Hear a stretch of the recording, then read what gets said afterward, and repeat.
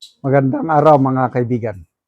Bigyan natin ng reaction, opinion itong Facebook reel posted by Miss Morena Moore. Miss Morena, yan. Title ng kanyang Facebook reel, BBM nag-walk out. Hindi niya na alam isasagot sa nangyayaring krisis sa bansa, halatang walang plano. O ito, nagsasalita presidential address on affecting Filipino families and all. Basta, I believe, press conference, nandyan ang Pangulo, nandyan din si Claire Castro, nagsasalita ang Pangulo, may follow-up question ng media, napos, I don't want to answer that, I don't want, umalis na. Kaya pala kanina, may nabasa akong post nga, nag-walk out nga ang Pangulo. Ito pala ang sinasabing walk out. Oh. We will have to explain the entire energy system because I have a fair idea of what we're getting to. Sir, just one clarification, sir. Will the government temporarily take over, or at least the DOE will temporarily take over the oil industry following the announcement? Thank you very much, Mr. President. I don't want to get into that discussion. Thank you very much, Mr. President. And I will close the President's address. Isa ba? We will have to explain the entire energy system because I have a fair idea of what we're getting to. Sir, just one clarification, sir. Will the government temporarily take over, or at least the DOE will temporarily take over the oil industry following the announcement? Thank you very much, Mr. President. I don't want to get into that discussion. Thank you very much, Mr. President. I don't want to get into that discussion. Ang tanong, napaka-importante. Pwede ba na ang gobyerno ngayon temporarily will take over the oil industry para matugunan ang paglobo ng presyo sa langis? To me, that's a very timely question. Bakit sabi, ayoko niyan. Ayokong sagutin. Umalis na. Ano ba itong ating presidente? Ay, Diyos ko. God save the Philippines talaga. Kasi nagrereklamo, sinong nagreklamo? Itong si Senator Marcoleta. Sabi niya sa kanyang programa, yung Saganang Mamamayan ba yun, 25?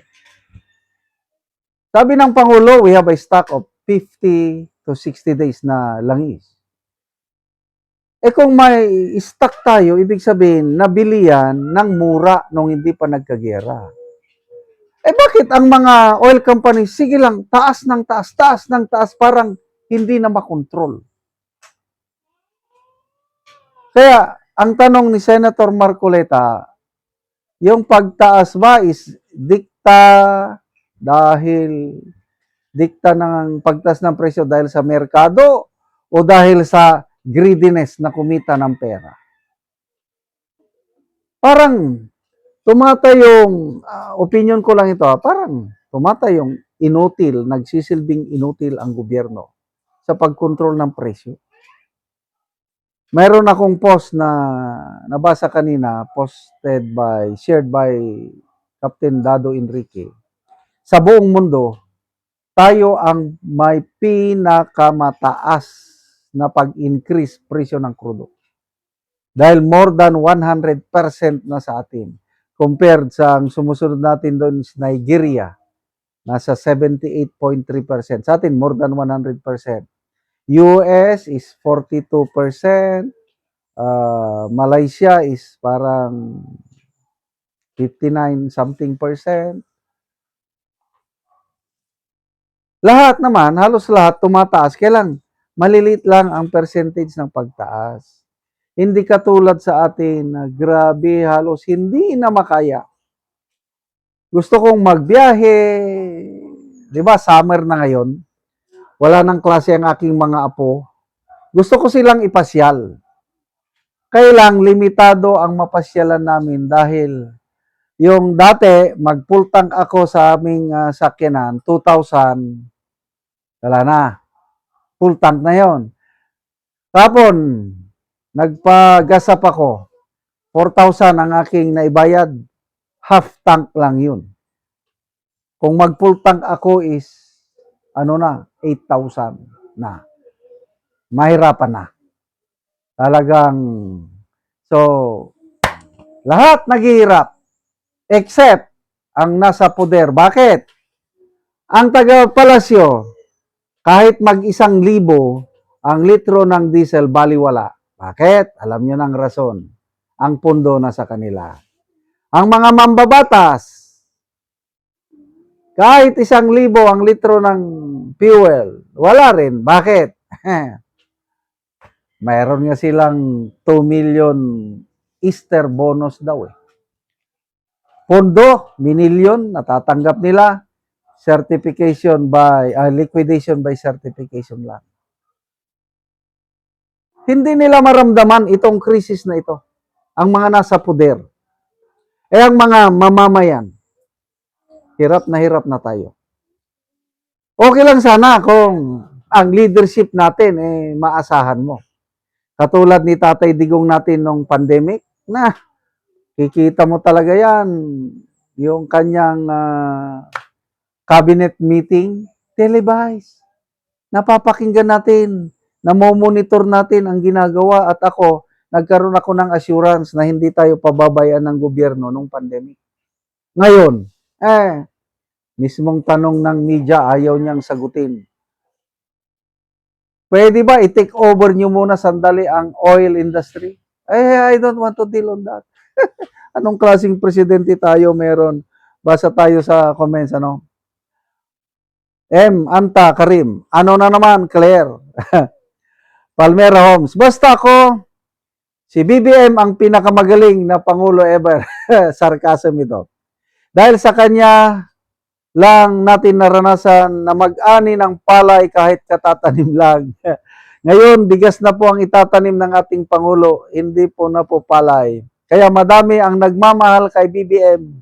Tulad na lang ng mga bilihin dahil sa kanya marami ang nagbago. Ang dating ang dating tahimik ngayon po magulo na. Kaya dapat sabay-sabay po natin siyang yakapin ng mahigpit hanggang sa mag-violet. Ay nako. Let silangan. Parang may karamdaman po siya. Meron talaga. Di ba inamin diverticulitis na ito? Namamayat na siya. Actually, kawawa naman siya. But ito na yung sinasabi niyang gaba, dili magsaba. Salamat mga kaibigan sa inyong pagsubaybay sa ating channel. Nakakatulong kayo ng malaki sa tribong Talandig ng Bukidnon dahil ang sweldo natin sa channel na ito is pantulong po sa tribo. Namimigay tayo ng libreng yero at pako para makapagpatayo naman sila ng mas magandang tirahan. Panoorin niyo ang video na ito. Una si Angkol ang natagaan og gero. So, salamat daw nga tabangan siya og sin. Sandig. So, bisandig lang ni Angkol ang gero. So, muna ni ang itsura sa iyang balay. O karon mo na ni ang itsura sa balay ni Angkol sa tagaan ng Bugero. So, mga buslot-buslot na gyud gipang tapakan lang gani ang uban. Tapak-tapakan ko rin. Makita gid nato nga kuan gid kaayo ang iyang hero.